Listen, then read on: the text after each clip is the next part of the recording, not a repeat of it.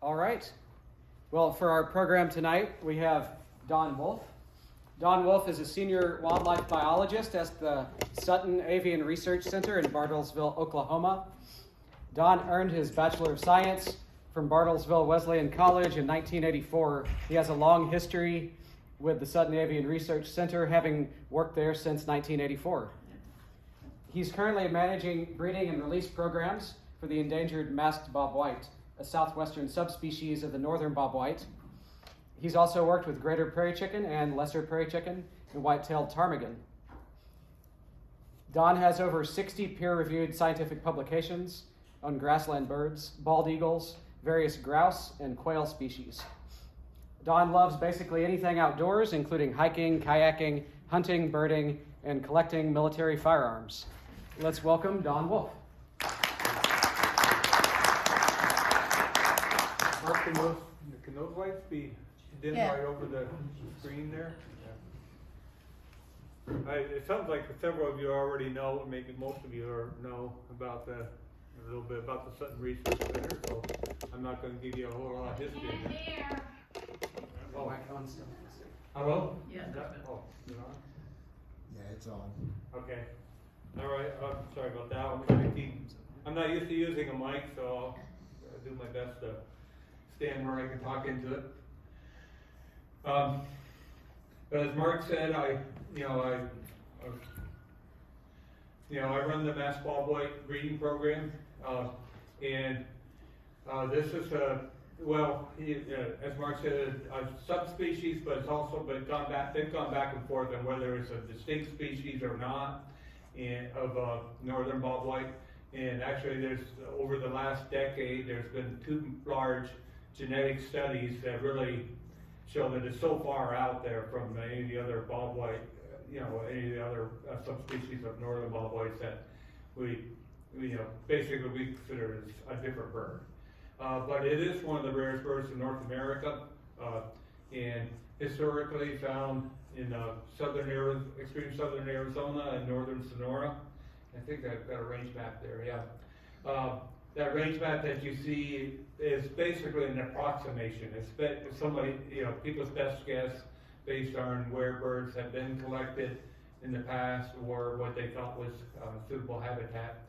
But the bird wasn't even discovered until the 1870s, and by the turn of the 20th century, had already been extirpated from Arizona. I'm going to keep saying Oklahoma all day, so forgive me for that.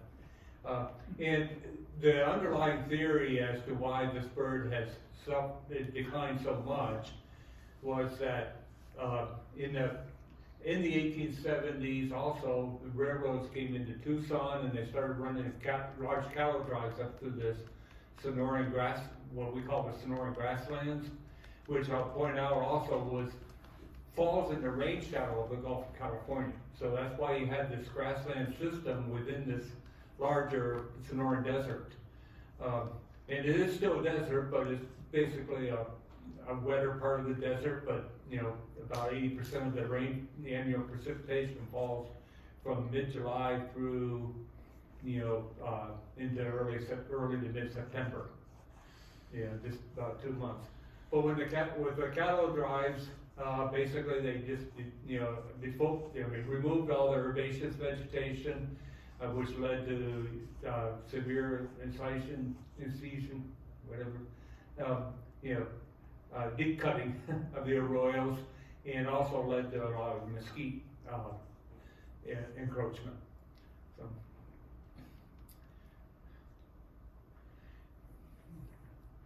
Actually, the species was thought more than once to be extinct, and that included in the 1950s, which coincidentally was when the last decision was made that it was a subspecies rather than a species, which I think was rather convenient. It's easy to say, well, we lost a subspecies rather than say we lost a whole species. However, in 1963, two quail biologists, enthusiasts, two brothers decided that they were going to they didn't believe that they were extinct, and they went on several trips into Sonora and ultimately located 3 different populations in north central Sonora. And they initially, working with the U.S. Fish and Wildlife Service, brought some birds back and tried releasing them, and then ultimately started a captive breeding program, which and they started releasing birds from that captive breeding program in the late 1970s. And early on, they had a lot of good success. And then in the early 80s, 82, 83, there was a severe drought. The one place where the birds were doing pretty well, a place called the Buenos Aires Ranch, is being pretty well managed, but the company that owned that ranch went bankrupt. The ranch went into just a single landowner who really did not maintain it and allowed it to go back, probably revert back to what it had been probably 50 to 100 years earlier. So we were asked in 2008 to get, if we were interested in getting involved with the Masked Bobwhite breeding program. And at that time, the U.S. Fish and Wildlife Service said, we're looking at probably 15 years down the road before we're even going to be involved, even to try to reestablish birds again. I failed to mention in 1985 that Buenos Aires Ranch was purchased by the Fish and Wildlife Service for the sole purpose of being able to control the land and have a place that they could actually release these birds. Unfortunately, the early days of the Buenos Aires Refuge, they really didn't know how to manage a desert grassland system, and the first thing they did was actually try to, and fire is an important part of it, but they were burning basically about 30% of the ranch or the refuge every year, and so a 3 to 4 year fire return interval, which that system needs more like about a 15 to 20 year return interval. But in 2014, 15, we really started discussing it with a little bit more detail with the Fish and Wildlife Service, and ultimately in 2017 we received a grant from the Fish and Wildlife Service to renovate an existing building, and then we received eggs that year to start our captive breeding program. Then we were able to renovate a second building in 2019 that's almost doubled our production capability. So from 2018 through 2024, we released over 5,600 birds. And I'm just going to mention now, there's been some changes at the refuge that went about in the last 2 to 3 years. And last year, because of administration changes and lack of personnel, basically they put the whole release project on hold again. And so we did not release any birds in 2024, but it is back on track this year. Hopefully we haven't lost a whole lot, but I'm going to just say right now, if you want to know the results, there has been, for 2 years now, they have not been able to track birds on the refuge, and so we don't know how many are out there. It could be, 50, it could be 500, but we do know that there are birds surviving on the refuge, and hopefully after this year's release, we'll get back on our normal track. But of course, with it, like with any other bird, it all starts with habitat. And one of the major partners on habitat work has been the Southern Arizona Quail Forever chapter. I've worked with these individuals multiple times doing a lot of habitat work on the refuge. But Tucson Audubon has also done a lot, and Altar Valley Conservation Alliance, and numerous other volunteers. We've taken a number of volunteer groups from Oklahoma out there to do habitat work for 2 to 3 or 4 days at a time as well. And just some examples of some of the habitat work. A lot of loose rock dams. I think we probably have done, I know we've done well over 1,000 loose rock dams, and mostly hitting the ravines, little ravines that feed into the arroyos. But we've also done rock dams across some of the arroyos, and brush dams on the arroyos, and a lot of what we call half cutting, where we go through and cut halfway through, branches of a mesquite and bend them over. And that creates immediate shelter for the birds. But I would say even more importantly, it shades the ground and it's allowing a lot of the native vegetation to come back in. One of the other issues we deal with out there is a lot of their refuge is almost a monoculture of Lehman lovegrass, which is comes from Africa. It holds the soil in place, but that's its only redeeming quality. But other than that, it actually creates a heat sink, and it creates an extremely hot environment where it prospers, and it's too hot. The soil's too hot for a lot of our native vegetation to even germinate. So doing things like the half cutting gives you these little pockets of native vegetation back, and those trees tend to grow outward by, on average, I'd say about 2 foot a year in diameter. And so when you start talking several hundred or thousands of half-cut trees, you're getting these little, basically starting to get some usable habitat again.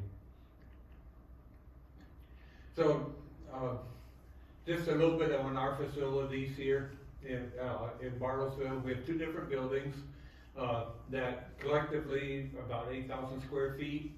That includes breeding chambers, additional chambers for keeping the young birds, the incubator rooms, and what we call reserve rooms, and 300-foot chambers for the birds that are not selected for breeding in any given year. And then during our non-breeding season, they're all consolidated to those 300 square foot rooms or into some of our other breeding chambers. We typically maintain around 500 birds over the winter. And then I just took, late February, I took 124 birds out to Arizona. Basically some of our surplus birds. And then our birds we've recently paired up our birds for this season, and we'll be they'll start to produce. We'll get our first eggs in mid to late May. And so over the course of the summer, we'll be back on to taking around approximately 800 to 1,000 birds, the young birds out.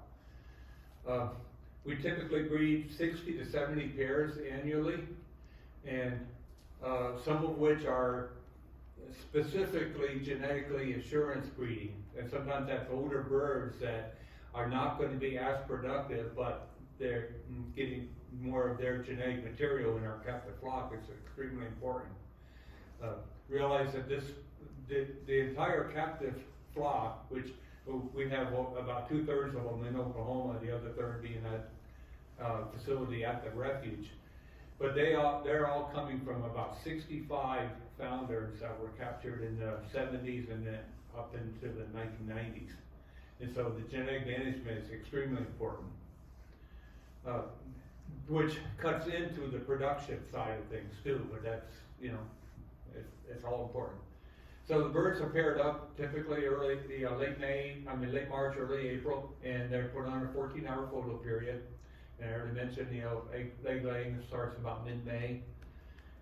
And we'll collect the eggs daily, twice a day typically, and then we keep them in cool storage until we're ready to incubate. We'll usually set eggs 5 times over the course of the summer, but every 3 weeks. And then a fertilized egg that has not been incubated at all can be kept in cool storage for longer than 3 weeks with very little loss of viability. At some point, it's going to start to desiccate, but at 3 weeks, that's not a problem yet. We've actually, early in the season, we'll have a few hens that will start to lay much earlier than everybody else, and we've actually hatched eggs that were in storage for 31 days.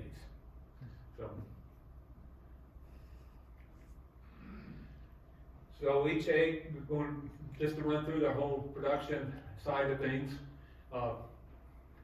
And by the way, if you're here to if you came to talk about or hear about Northern Bobwhite, we're going to get into that too.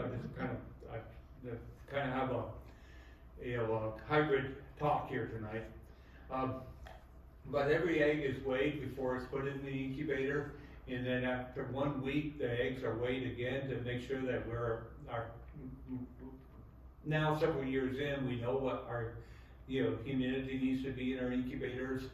But we have to stay on top of that all the time. Humidity, I'm sure it's the same, similar here, in the summer it goes up and down like, it could be 20%, it could be 80%. And so we have to stay on top of we have to keep the humidity in the incubators constant, which is basically just a matter of really just staying on top of it all throughout the day. But the weight loss is used to make sure that we're, we weigh the eggs to monitor the weight loss, make sure that our humidity is on track. And then we check fertility, candle the eggs and check fertility at 7 days.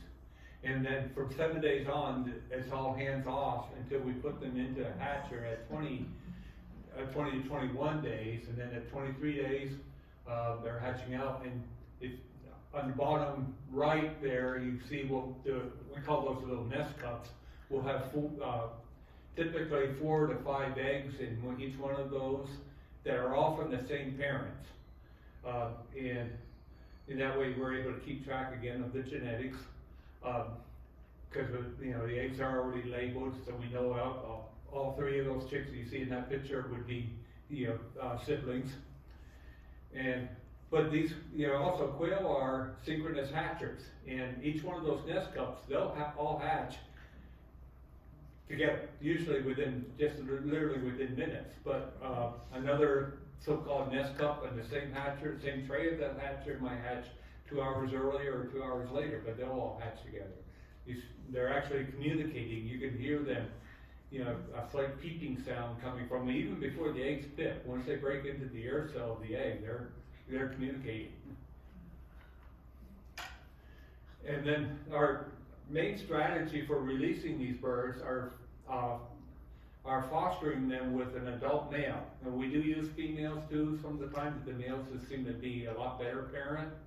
Both sexes will brood the chicks, but with the females, we believe that because she hasn't gone through the process of incubating those eggs, she seems to know that they're not hers. The males, well, he doesn't remember what might have happened a month ago. So the males are usually 90-95% of the males will take to the chicks right away. And then he actually broods them, he'll protect them, and even against us, even though he's been handled multiple times in his life, once he has chicks, we reach in there, he's over there pecking at our hands, and then we have to go in and change out water bottles or feed or anything like that. And then they're kept together like that until we take, let me see if I don't know if this was going to work on this. I have a video. I don't think it's going to work on this computer. It just it was about a 10-second video showing the chicks with the foster dad doing the adoption, but I apologize for that. It worked on my computer, but and then at 12 to 14 days, then we fly all the chicks to Arizona, and I'm gonna give a shout out to an organization that if you want a good organization to support, Lighthawk. It's a voluntary plane pilot organization. They have over 300 pilots that own their own planes and do all sorts of conservation flights. And so if you want an organization support, they do have to have staff to organize everything. But the pilots themselves donate their time, donate their expenses, donate their planes for all sorts of conservation uses.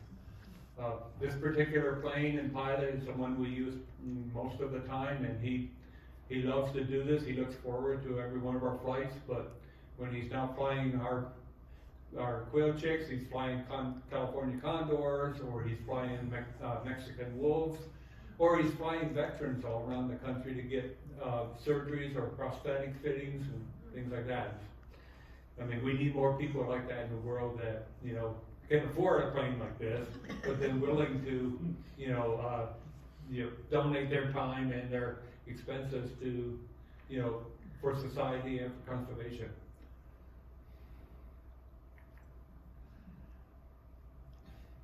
I already mentioned that we've taken over 5,600 birds to the Buenos Aires National Wildlife Refuge for release. Every year we hold back 200 to 250 birds that are, for our future breeders, but also for future foster parents. And I'll point out that, birds can become senile very quickly, but we get really good production from hens that up to 4 years old, but by 5 years old, they may still lay eggs, but their egg production has dropped down by 60–70% at 5 years of age. And fertility from 5-year-old males is the same sort of thing. It plummets at 5 years of age. So, but that's why, again, it's important that we are keeping track of all the genetics and making sure that we're breeding birds when they still can be productive. So, to move on to one of my other favorite birds, next to western ptarmigan, by the way, but Northern Bobwhite. And the reason I kind of put all this together is I've given the other talks to other groups about Masked Bobwhite, and people say, well, why aren't you doing that with Northern Bobwhite? Our quail are down, numbers are down too. Well, there's a lot of reasons not to. And part of it is the expense. I mean, it is not cheap to do what we do with these Masked Bobwhite. We're talking probably around $200 per bird that's ever makes it to release age. But we're laying that foundation. Some of you are familiar with our eagle reintroduction work we did we were talking about this earlier, when we were doing that back in the 80s and early 90s. And each eagle that we produced and released in the wild cost about $9,000 at that time. But those eagles now have, if you look at how much production there's been from the eagles, and somebody just told me earlier, over 200 nesting pairs in the state of Kansas now, even though there were no birds released. Those are overflow. Some of them were overflow from Oklahoma, some from Missouri, and some, who knows, so there is a major cost in trying to do a reintroduction recovery effort. So, but with our Northern Bobwhites, and a lot of this talk is going to be focused on Oklahoma from here on, but believe me, Kansas is very much the same situation. So, so what's happening with our Northern Bobwhite? Of course, all these things could be, cold and heavy snow winters, I would say especially ice, or freezing, or ice on snow events are especially bad. Cool, wet springs, these are all the things that you hear people, people try to identify and say, here's the problem. Well, maybe not. Hot, dry summers, too many predators, overhunting, disease, eye worms, that seems to be the catchphrase of the last decade or so. Optimal covey size, fragmentation of habitat, and then basically the rest of that is all habitat stuff. Not enough shrubs, not enough forbs, too many trees, or that evil, nasty Serratia lespedeza, which I'm probably several of you are familiar with that as well. Kudzu of the prairie, they like to call that. So I want to just address a few of those, the weather parts of things. Again, heavy snow or ice can make foraging difficult, but it's probably not a major issue most years, but occasionally we do have a year where it's brutal. Again, especially when you have snow and then you have a freezing rain on top, or deep snow and then a thaw and it refreezes and you get ice coverage. That's pretty hard on a lot of birds. But that's now those are just natural occurrences, and birds have dealt with that for a lot longer than we've been paying attention to it. Cool, wet springs, actually, wet springs are very good. When you have a lot of, cool wet spring can delay the reproduction, but a wet spring, a lot of precipitation in the late winter, early spring is great for the hens because they're going to be in especially good condition, and quite often those are the years that we see multiple broods from hens. There's actually one record that I know of that was in Georgia of a bobwhite. We realize how this is how tens of thousands of birds with a radiotype, but there's one case where a hen actually produced 4 broods in one breeding season in Georgia. 2 broods is not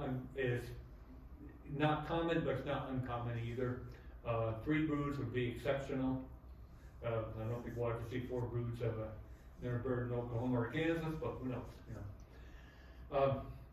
Extreme heat or extended dry periods really can reduce the amount of insects or other arthropods.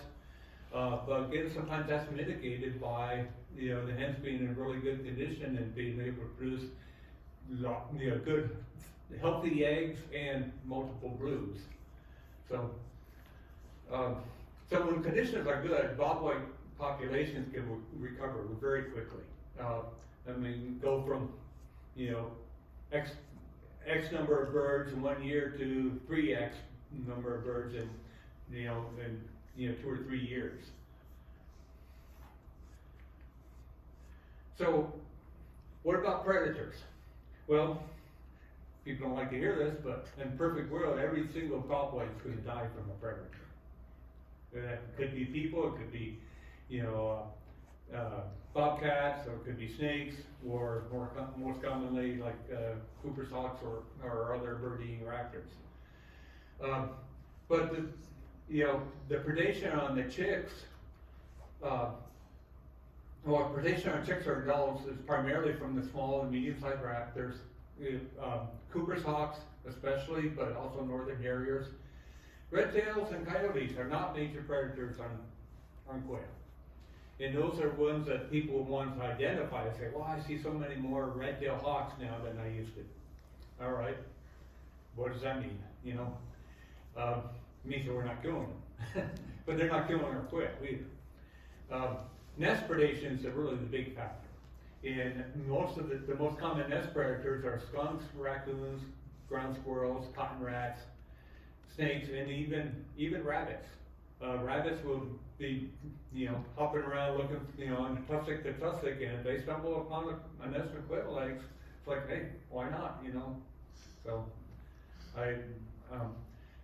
but I would say especially coyotes are not, they're not a threat to bobwhite. I'm not going to say a coyote's never going to kill a bobwhite.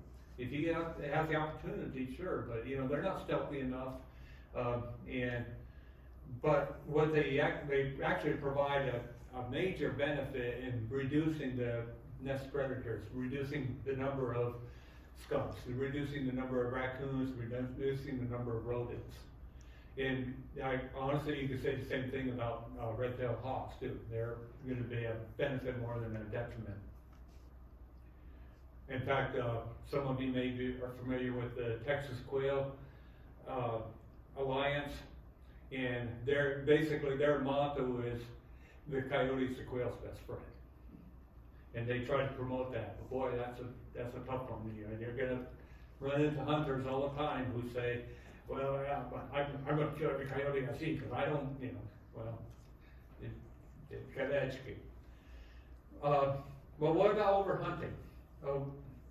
Probably some of you are familiar with that phrase, kind of that biological phrase or wildlife management phrase, compensatory to additive continuum. Basically, early in a hunting season, which I know in Oklahoma I think it's the same in Kansas, starts the second Saturday of November. If you were to take 100 quail out in that first weekend in November, you might be reducing the breeding population the following year by 5 or 10 birds. However, late in the hunting season, the January in Kansas or mid-February in Oklahoma, taking 100 birds out that very last weekend might be reducing your breeding population by 75 or 80 birds. It's never 100% or 0%, but basically, early hunting probably has very little impact on the overall population. And one thing that's been discussed in Oklahoma, at least, just haven't convinced all the powers to be, but I can tell you the Quail Forever folks are really pushing hard on this, is to shorten our hunting season in Oklahoma to end on the January 31st, but let the hunters know that, hey, you know what, our fall call counts were high this year. We're going to give you an extra week or 2 weeks this year, and I think that would be agreeable. But right now, if you just said we're going to shorten the quail season by 2 weeks, there'd be a big backlash, So, well, what about disease and eyeworms? Well, there are a lot of diseases out there. Reticular endotheliosis virus, avian influenza, Newcastle disease, any of those things. Diseases come and go. They're beyond our control. They probably always come and gone, and really there's not much you can do about it, and probably not in the big picture that big of an issue. As I mentioned earlier, it seems like the last decade or so we've been hearing a lot about eyeworms. Eyeworms have been around forever. They're first identified in quail in 1880, but now people are looking for it more. And when they look for it, they find it. It may affect an individual, it may affect a small subpopulation, but on a range-wide population level, I don't think very many of us feel like eyeworms are much of a threat.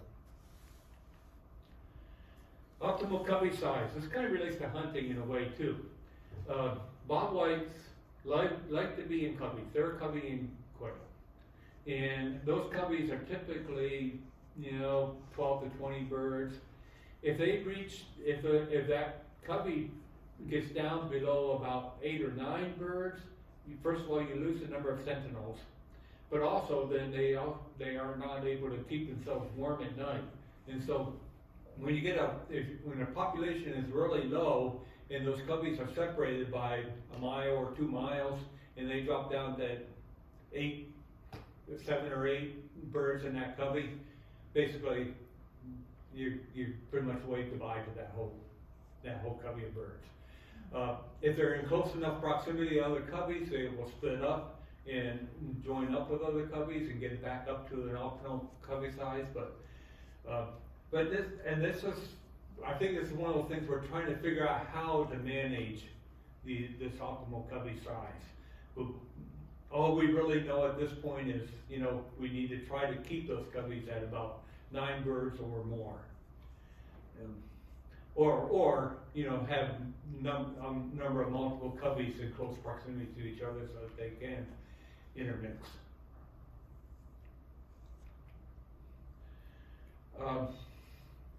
So what about the habitat? Well, fragmentation is a big part of it. Without connectivity, different populations are going to link out. I know I walked your trail earlier and I saw the Bobwhite sign. I saw what they call the Bobwhite Trail. If there's not good habitat all the way around here, that if there's birds that are even existing right now, they won't for very long. Basically, one of the management strategy that we use, and we've been using this in Arizona, but I'm active with our Quail Forever chapter in Bartlesville too, is we want to make football fields of habitat. Make a football field here, make a football field here, make a football field here, and no more than about 100 yards between those football fields. So, 100 yards is not very much for a quail to navigate. And rather than just say, we need to redo this whole area, just a football field at a time. But they need a mix of grassy areas for nesting, weedy patches for foraging and brood rearing, and especially shrubs or open, somewhat open canopy woodland for escape and thermal cover. And a lot of people think of quail as being grassland birds, and that's not wrong. but their grassland, the use of grasslands is limited to how far away from skate cover they can be. I would be very surprised to see a bobwhite, half mile from any, shrubs or, woodland edge. They do use the grassland, don't get me wrong, but they, still on the habitat, the Sericea lespedeza, most of you, are y'all familiar with that? Yes. Probably. It's considered a noxious weed in Kansas. They haven't given it that designation officially in Oklahoma, but believe me, it's treated like it is. It's extremely invasive. It is palatable to wildlife, that's why it's here. But what we do find is that cattle will only feed, if you have a patch of it, they'll feed around the edges of that patch and don't want to stick their face and the nose in the middle of that because it's got what I would call a semi-woody stem. It's not really woody, but it's very stout and they last for years, and they can't put their face in there to eat out the middle of that without poking their eye or their nose. And so they tend to only graze around the edges of it. But it spreads like crazy. Primarily because it's a very hard cased seed and just passes through digestive systems of whether that's cattle or quail. Actually, back in the 1950s, I'm a big fan of Aldo Leopold, by the way, but Aldo Leopold was actually from when he was his son Starker Leopold was promoting using Sericea lespedeza as a quail food in food plots. A lot of people were. They thought, wow, this is great.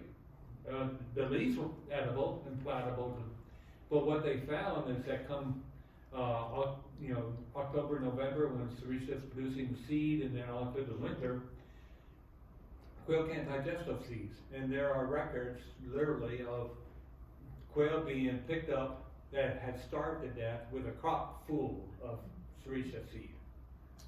They say they can't digest it, and they eat it, not knowing that they can't digest it. And some of us could learn, maybe take a lesson from that, I suppose. Find some food, find some food that we can't digest and might help us a little bit. Too many trees, boy, by far this is the biggest problem.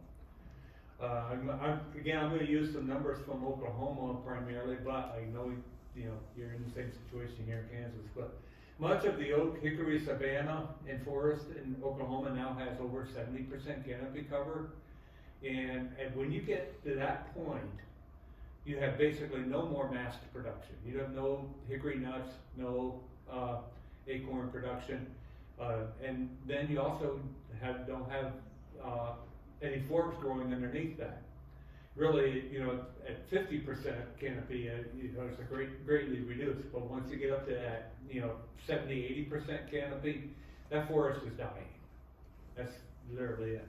Now, natural forces, windstorms, ice storms, tornadoes, fire, can sometimes take that back to a earlier successional stage, but sometimes it needs help. And so, I hate to promote the use of chemicals, but sometimes, for some cases, going in and doing hack and squirt or 2,4-D treatments and some things like that are essential for getting some of those forest systems back to where they're actually functioning again. And again, when you get into that 50, 60, 70% canopy cover, you don't have any brush, you have very little of it, you have very few forbs. What trees you do have tend to be weak, and they're tall, spindly things that they spend all their energy trying to reach the sunlight and end up dying. And I know in the savanna areas, also savannas in Oklahoma, you can walk through and push over a lot of trees that are 3 to 4 inches in diameter because they, all it is a standing trunk now, and they're rotted at the base. So, and of course, the same sort of things are good for quail and turkeys too. So this is actually a pretty easy sell for a lot of other sportsmen too. But what about junipers? Eastern red cedar primarily. I know, as you get out into the further west in Oklahoma and Kansas, you get into Rocky Mountain juniper and one-seed juniper and things like that. But Eastern red cedar in Oklahoma, it's advancing by 300,000 acres per year. That's 800 acres a day. Now, if there's a bright side to any of this, this is like 2020 numbers. 2010 numbers where that was advancing by a rate of 860 acres a day. So this rate of advance is slow, but the advance is still there. I mean, that's phenomenal. But that's happening in Kansas too. In fact, honestly, I think it may be worse here in Kansas now. Nationwide, I think I put that in, maybe send the next slide. But nationwide, I know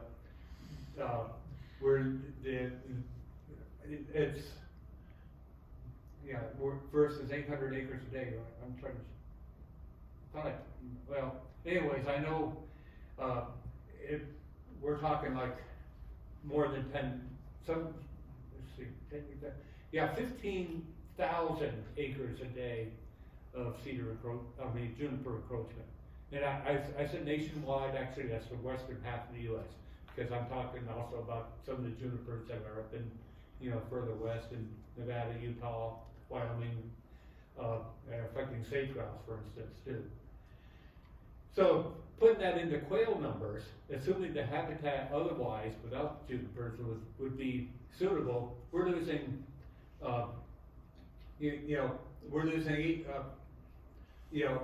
enough habitat per day to support 20 coveys of quail in Oklahoma.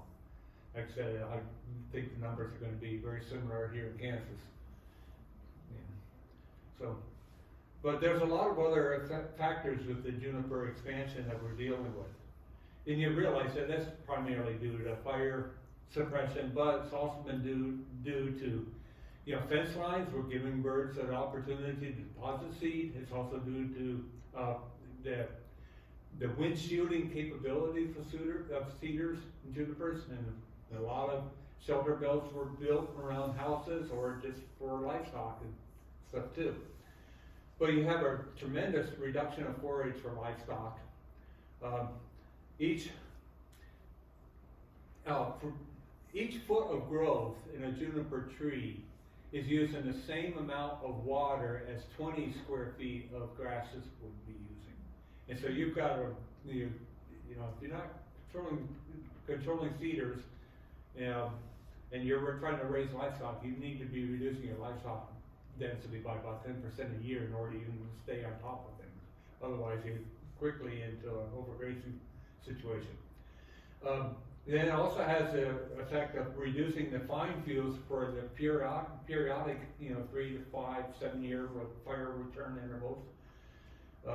But then consequently you have the risk of these larger catastrophic fires. This number, and I didn't make this up, but 15 billion gallons a day is the average water consumption by eastern red cedar in Oklahoma. And we're dealing with all of our reservoirs going down lower and lower, and there's a big part of it right there. And of course, then there's the health effect. How many of you do not suffer from pollen allergies in late February, early March, when the junipers are pollinating? So the solution, prescribed fire, it controls cedar, at least those that are under 10 years of age. Once they get up in that 8 to 10 foot of height, and by the way, they grow about a foot a year on average. Then, again, because of the fine fuel reduction that you've already had, the fires would sweep underneath it without killing. But cedars are up to like 4, 5, 6 feet in height. Prescribed fire does a good job. It very rarely resprouts. I like to say it never does, but there's exception to the rule, I guess. But by the time you get up into that 10, 12 foot height, then you've got to go to mechanical treatment or chemical treatment to control it. Chaining, cutting, masticating. And then this is the hack and squirt that I mentioned earlier. That's more like those post oak, savanna type situations to treat some of those. Basically, you want to go in and kill about a third of the trees, open up that canopy, and then let nature do the rest.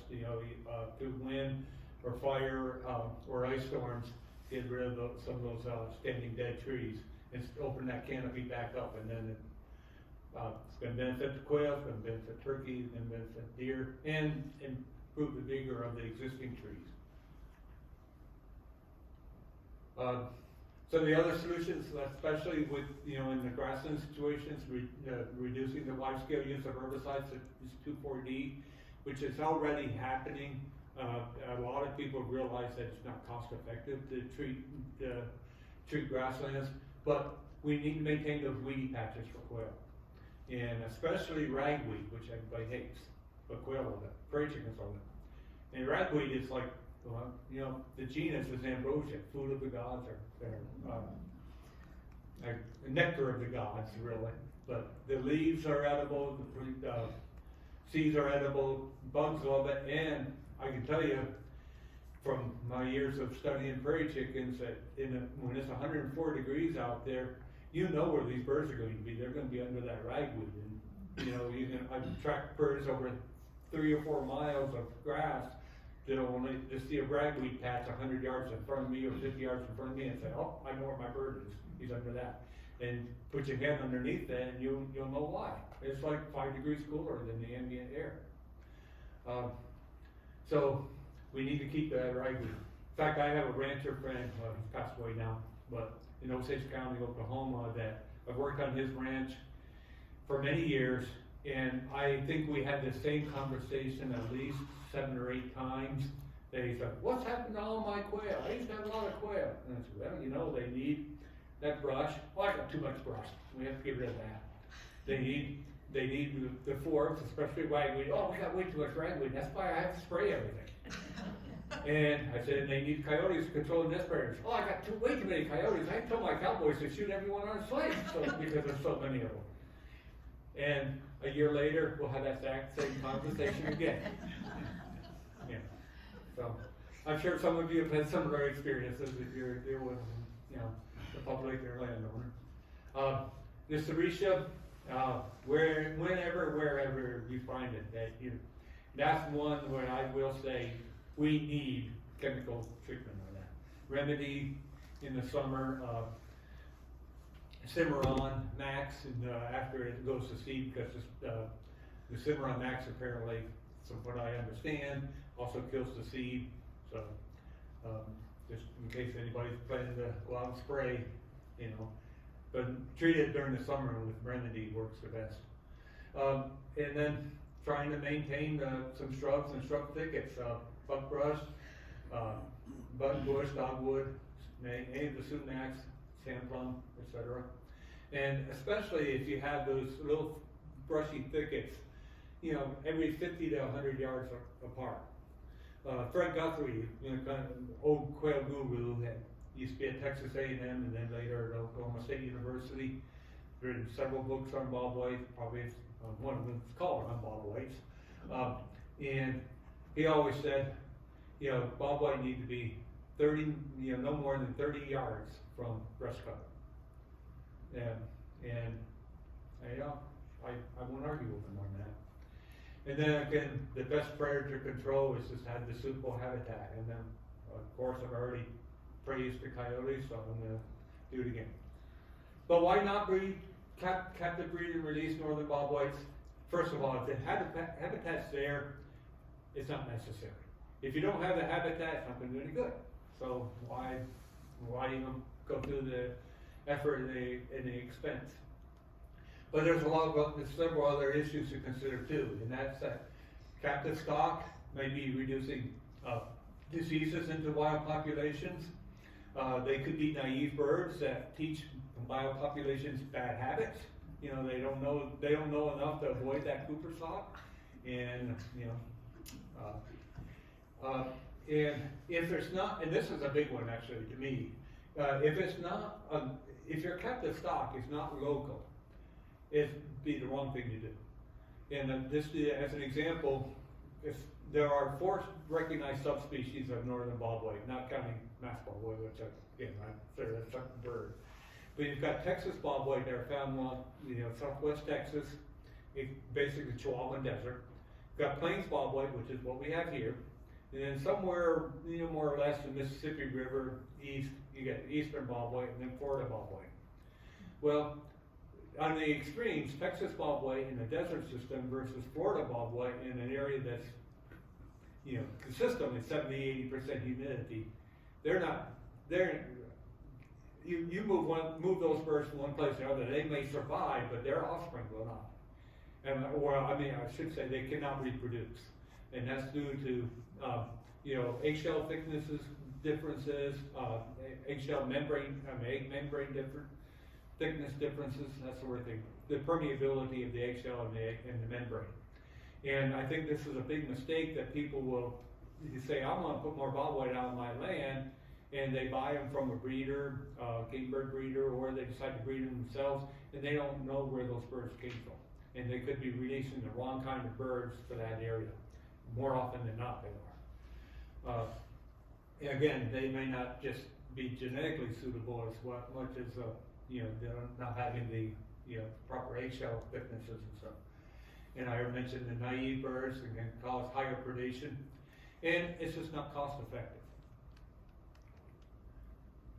So, and then this is one that I added into this presentation here before I came. So, but a lot of these issues I was talking about are not strictly Oklahoma, even though I was giving you Oklahoma numbers earlier. So from these are some recent numbers I was able to dig up. From year 2000 to 2020, woody encroachment has, we've had 110 million acres of woody encroachment in the western U.S. That's about 15,000, that's what I was saying earlier, 15,000 acres per day. I thought I put that on the earlier slide, and I forgot that I had it. And then basically the woody encroachment every 10 years in the whole western half of the U.S. is equivalent area-wise to the entire state of Kansas. And again, rate of encroachment has slowed, but it's still expanding. So we're so far behind the 8 ball on that it's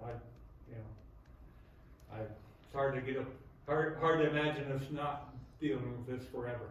And I saw it today out here in this beautiful nature center, Bradford pear, Calais pear. We're dealing with Calais pear.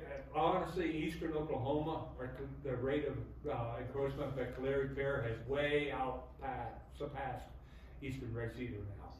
That's just a relatively new problem, but it's a huge, huge problem. And like I said, even here, 100 yards from where we're at right now, there's Calais pear there. But I don't think anybody really has numbers on the encroachment rates, because they've been studying the cedar for a long time. But but everybody acknowledges that we're dealing with another crisis right there. So we've got Syriza, we've got Calais pear, and then the native juniper. But the junipers are native, but they belong along the creeks and stuff. So that's all I wanted to say, but I'm willing to entertain any questions.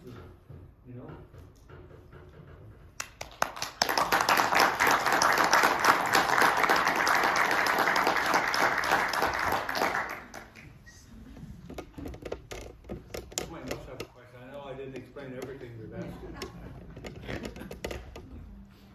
Yes, sir. I didn't see you put any BBS maps up. No, I did Show not. the population trend. But I used to run a route in Major County, Oklahoma. And on those maps, that's still like a real stronghold for bobwhite. I had them at every stop, sometimes a lot. Right. So I don't know. They had a big fire there like 20 years ago, and I think that had a lot to do with it. Right. Cause it torched every cedar for 30 square miles. Yeah, well, of course, you know, we've dealt with those big mega fires out here in western Oklahoma and western Kansas the last few years, and you know, I think it's going to be a good thing for the birds, although, you know, the lives are lost and livestock was lost and structures lost. You know, of course, you always have to weigh that, you know, the socioeconomic aspect of things too, you know. But, and, you know, I will say, and I think it's from what I've been hearing from hunters here in Kansas too, this past year was a really good year for bobwhite everywhere. Despite the fact that it was a really hot, dry summer, but I'm pretty sure that the reason of what we saw as many birds as we did come November was because we had such a very wet spring, at least in Oklahoma. I don't think you were any different here. Yes, sir. You mentioned the year that Sutton Center got the eggs. Where'd the eggs come from? Oh, I'm sorry. Yeah, at the Buenos Aires refuge.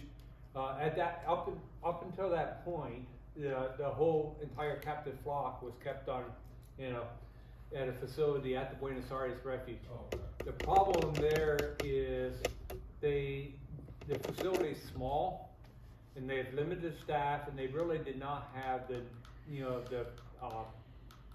infrastructure and our personnel to really start doing massive releases. So that's why in 2018 we were able to basically start this whole reintroduction process again. However, back up until 2001, I believe, the birds were being produced at Patuxent Wildlife Center in Patuxent, Maryland, and then they moved that facility to moved all the entire captive flock to the Buenos Aires refuge in Arizona. So, yes, ma'am. Can you give a little history of the research center? I'm not even familiar with it. You kind of skipped it. All right, sure. What was that? Pink. What'd you say? We want a little bit of history of the Sutton Center. Well, we actually became fully operational in 1984, and we've done a lot of bird research and conservation efforts. The first big project that many of you are familiar with was the reintroduction of southern bald eagles, of which from 1985 until through 1992, we released 275 eagles throughout the whole southern U.S. And those were not captive bred birds; they were captive reared. But they were eggs that we actually collected from wild nests in Florida. At that time, there were less than 500 breeding pairs of eagles in the entire lower 48 states, and 400 of those happened to be in Florida. Only about 100 breeding pairs outside of Florida. And it's thought that the birds persisted in Florida because the water systems were being rejuvenated or flushed out more frequently, or more, and so DDT is not as big a problem in Florida as it was throughout the rest of the country.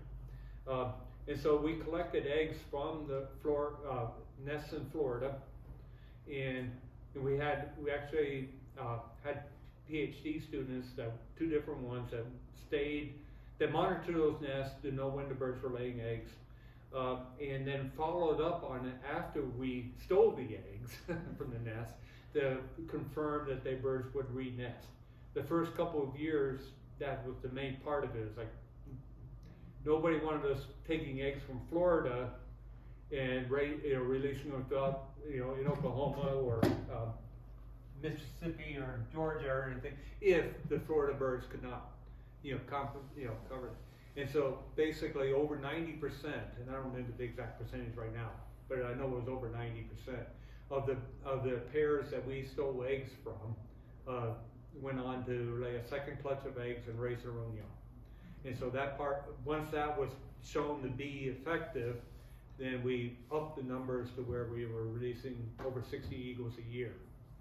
And but that was our first big project, but we've also been doing a lot, we mentioned greater and lesser prairie chicken work, research. I still am working with prairie chickens, but from the mid-90s on, we've been involved in various aspects of prairie chicken research, both, well, all three, greater prairie chickens, lesser prairie chickens, and Atwater's prairie chickens.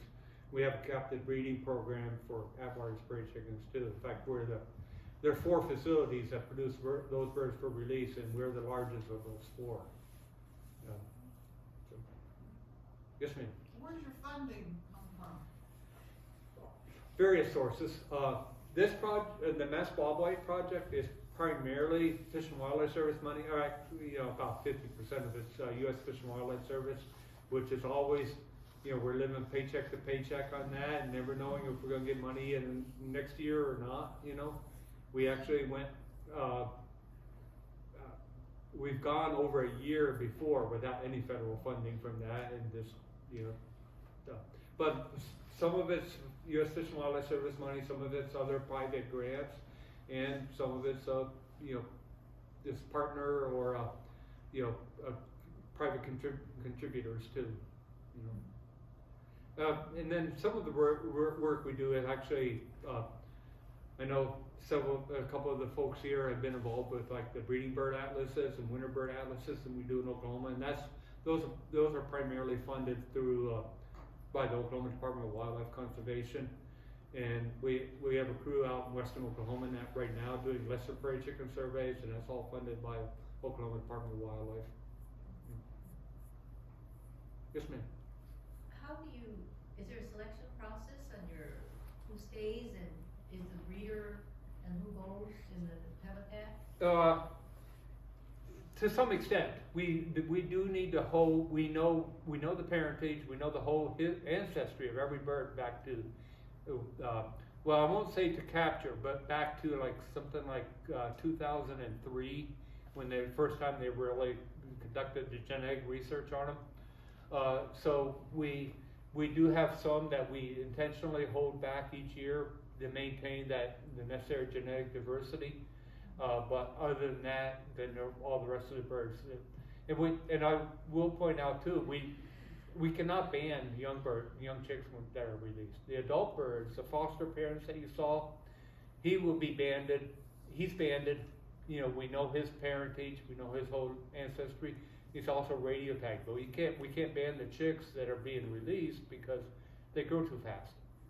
The birds that we hold back every year for future breeders or for future fosters, they go through 3 different bands over there in their first first month and a half. We have a really small removable band that goes on them right from day 1, hour 1 really, and then 2 weeks later we put a larger removable band on, and then at 5 to 6 weeks then they get a permanent aluminum band so we can keep track of who's who on that. But we can't do that with the young chicks. There's no way. Yes, sir. Is the wildlife refuge in Arizona open to the public? Yes, it is. What's the best time to go there? Winter. Well, that the refuge is 118,000 acres, and now not all. There's parts of it that are not open to the public, but basically 100,000 acres of it is at least. And realize that even if there are 500 birds out in the wild, your chances of encountering them on 100,000 acres are pretty slim. However, there's a lot of Gambel's quail. There are also, a scaled quail and Montezuma quail in that refuge. Probably the only place in the U.S. where you're gonna conceivably see 4 species of quail. There's no hunting over it. No, no quail hunting. They do. There's deer hunting, yeah, but no quail hunting, no bird hunting at all. Right. Yes, sir. Do you suspect that bird flu had any effect on the quail populations of the Midwest? Probably not, but I can't say for sure. It may have along the major waterfowl flyways, but I have not heard of any quail being diagnosed with having bird flu, avian influenza. Again, this is an annual phenomenon and follows you know, the migrating waterfowl, but it also affects a lot of the raptors that are feeding on the waterfowl and stuff too, you know. And it does affect poultry operations, so it could, but I guess I should just say, I don't know the answer.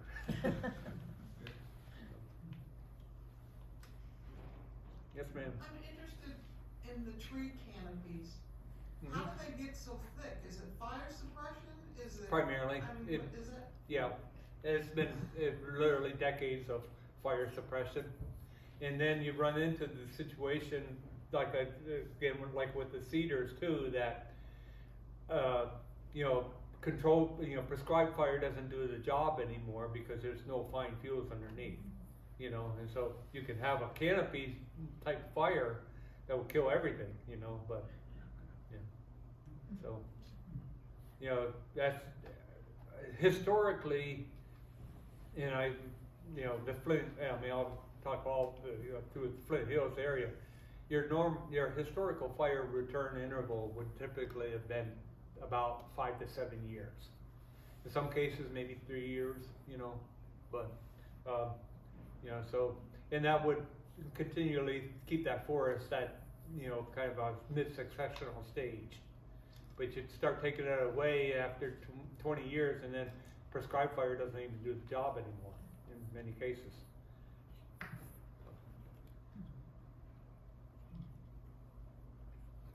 Way in the back. So in a prairie setting, trying to control between grass and shrubbiness, how big of a shrubbiness area are we talking about leaving to Very good. cover? Well, I'm going to refer to Dr. Fred Guthrie again. He always said minimum of 30 square feet per. Yeah, the birds need to be 30 yards from cover that's 30 square feet or more. So a patchiness is really good. I know I could refer you to a couple publications. I don't have them in my head though. You know, some work that was Frank Lonkeridge, for instance, did a lot of work in Missouri, looking at you know, patch size and patch density. But basically, you know, I like the analogy a couple people have used. It's like chocolate chips and a chocolate chip cookie. You know, if you were trying to imagine that, like from an aerial view, you know, with each one of those chocolate chips being a shrub patch. So is buckbrush adequate It's cover in itself? it's decent. There's probably better cover, but yes, it does serve purpose. Yes. Thank you. Yes, ma'am. When I was a little girl, I had to gather the eggs. So how do you gather the eggs, and does the hens lay more than one egg a day? Oh yeah. Well, they can. They normally lay one egg a day, but once in a while we will get two from a single hen. But they normally one egg a day. But they'll usually lay eggs for about 8 or 9 days in a row, and then take a 1 or 2 day, you know, rest and kind of rejuvenate her body, I think, and then get back into laying again. But we collect the eggs twice. We collect the eggs twice a day, and we only handle them with gloved hands and stuff too. You know, so we're not leaving our oil, you know, skin oil on there or any contaminants. You know. You But go then, to the same nest? no, I'm sorry. We have nesting structures in every one of our breeding pens. I didn't talk about the breeding pens. Most of our breeding pens are 4 foot by 8 foot, and then we have a sand substrate. We have various structures in there, including like planter pots that are half buried. That's the idea, is that they will nest inside that, but they don't. I mean, they do occasionally. But most of the hens just drop their eggs anywhere in that sand. And so, you know, so we collect those eggs as we find them. Now, we will have some of them that will seem to like lay them all in one spot, and we have had cases where we didn't notice an eggs being laid, you know, and there's all of a sudden there's like 4 eggs back in the corner, you know, all together. But, you know, she hadn't started incubating them yet, of course, you know, so. But generally, they'll lay the eggs wherever, just all over the place. And we just, like I said, twice a day, we run through and collect them all, and label the eggs so we know who the parents are.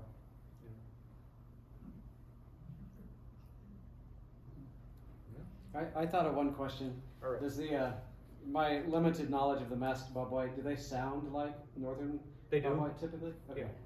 Yeah, Sound the same. they're, I'd say vocally they're, identical. In fact, Okay. we have Northern Bobwhite, wild Northern Bobwhite hanging out around our buildings, which I think partly because we've actually been doing some tree thinning up there too, by the way. We're up on top of a wooded hill, and so we've been trying to do fuel reduction thinning of the trees, but to prevent catastrophic fires, which we've had, we have fires annually on or near our property. But so I think we've opened that up to where it's more suitable. But I think the biggest thing is they've heard those birds from who knows how far away, and it's like, hey, I got to join up, and they're there. I mean, we see them almost daily. We see them daily. Got birds just hanging out on the outside. Our birds have never been outside, by the way, but you can hear them. Right. You can hear them from quite a distance. All right. Thank you, Don.